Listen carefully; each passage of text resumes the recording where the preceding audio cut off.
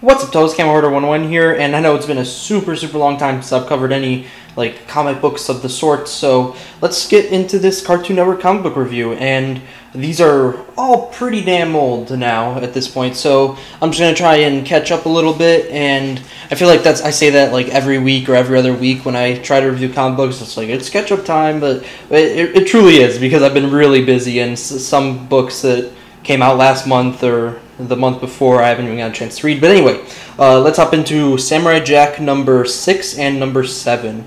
Now, this arc is a Rule 63 arc, which is really strange. I didn't think they'd do that. The Scotsman and Jack turn into female counterparts, and, like, they're transformed by these evil leprechauns, and they'll only change them back if they do something for them.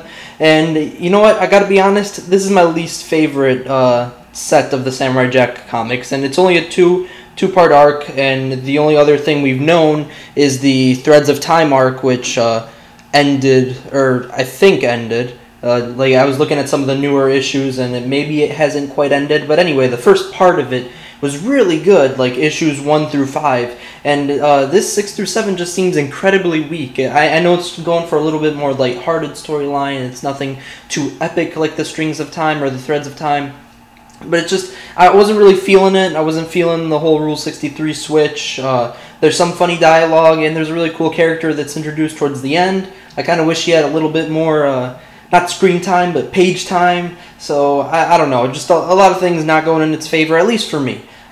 Still, if you're a Samurai Jack fan, you might like it, and obviously it's only 2 issues, so it's probably going to become bundled together with a few other issues once the trade gets released. So, like it or not, you'll probably end up reading it as part of a trade if you do pick those up. So, and I didn't mention, but I mention every video, these are all $4 a piece. So IDW usually prices them pretty consistently, especially with these Cartoon Network and MLP ones. So anyway, that's Samurai Jack for you.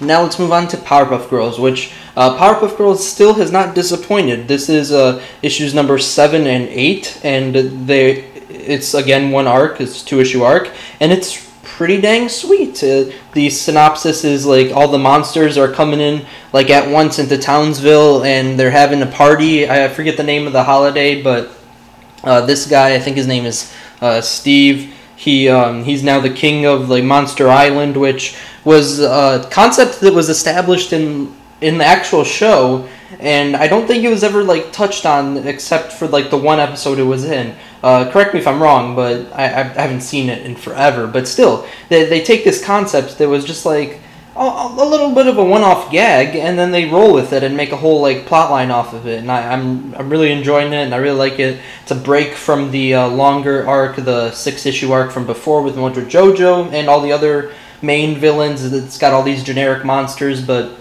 I say generic because it's not the Gangrene Gang, it's not Mojo Jojo, it's not Fuzzy Lumpkins, it's just these standard monsters that randomly attack Townsville, usually at the beginning of the episode and whatnot. But it's still a really good arc, despite, you know, the abundance or oversaturation of monsters, I guess you could say. And it's just a fun arc. There's a lot of like funny dialogue, like you think Steve himself or any of the monsters for that matter would be like incredibly like haughty, threatening, and all that, but really they're just like they're funny villains, so that's always good. I think Powerpuff Girls does a really good job of that. Even Mojo Jojo to some extent is, you know, that funny villain, and him is the more serious one, and even him has some funny qualities which were a little bit expressed in the first 6 issues, but not incredibly. I wish they'd look at him's personality a little bit more. But anyway, moving on, Black Dynamite number 2, and I will say, I'm going to throw out an excuse here. The main reason I have been putting off all these reviews is because I was waiting for Black Dynamite number 2 so I could clump it in with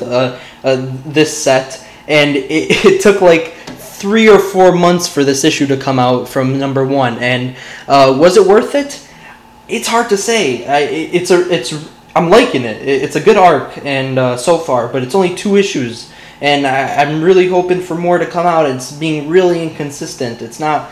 It's going incredibly slow. Like from 1 to 2 was like a few months, and I think now from 2 to 3, I haven't seen 3 come out yet, and I think it's been at least a month. And I don't know. I'm hoping that this arc somehow reaches the end, because I really want to see how it turns out. And it's action packed. It's there's witty dialogue from Black Dynamite. It's got everything that the short running show had, and like, if you're a Black Dynamite fan, it's definitely a pick up and read. It's so much awesome, so much Black Dynamite greatness, and that's all I could really say. I can't really say much to the plot because it's not entirely done yet, but it's shaping up to be really good and really epic, and that's all I could really say. And then we got Dexter's Lab, which is the newest, or one of the newest series from Cartoon Network that IDW picked up for comic book series. And it's hard to tell. I mean, they're on issue number 3 now. I'm only covering issue 1 here because that's the only one I've read so far. I got to read the other 2 soon. And it's okay. I'd say I wasn't a huge fan of like Ben 10, so I'd put it above Ben 10, but I still wouldn't put it above Powerpuff and Samurai Jack. So I guess the order for me would go, if it was between Ben 10, Dexter's Lab, Samurai Jack, Powerpuff, it would go Ben 10 on the bottom, then Dexter's Lab, then Samurai Jack, and then Powerpuff on top, because I don't know, that's just how I like them. Still, like I said, there's 2 more issues I've yet to read, and I mean, it's shaping up to be good. It's got a lot of potential. Like, when I was flipping through it at the store, I was like, oh, there's not too much dialogue, and it's like, is this going to be a cop-out just to sell a character comic book? And it's like, are they going to use a not-so-good story? But the story seems alright so far. It definitely seems in, like, lieu of Dexter's Laboratory, and, like, what an actual episode would be like. It's not too far-fetched to see this as an actual episode.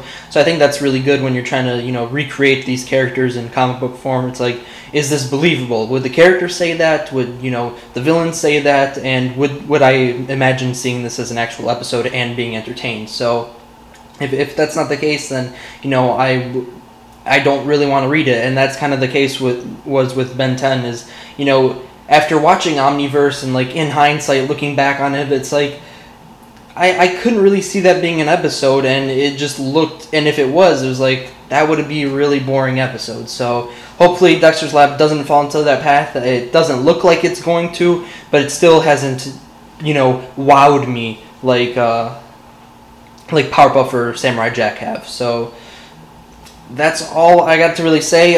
Actually, let me see if they show the variants, because I haven't really been talking variants, but Dexter's Lab is pushing variants like a lot. See, they got a little Powerpuff Girls variant here, and I really wanted to pick that one, but it was retailer incentive, and I don't know which retailer carried it, but they have so many cool, like, crossover covers with the Dexter's Lab issues, and I think they're, like, all retailer incentive. Some of them might be subscription variants, but don't take my word on it.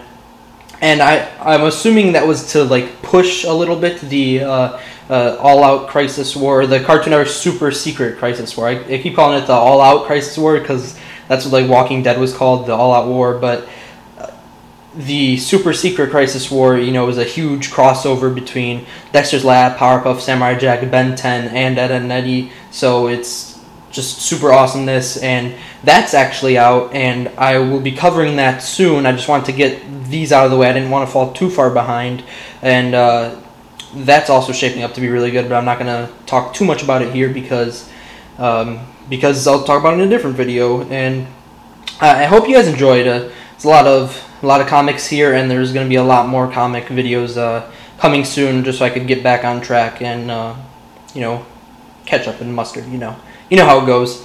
So I'll see you guys later. Camera Herder 101 out.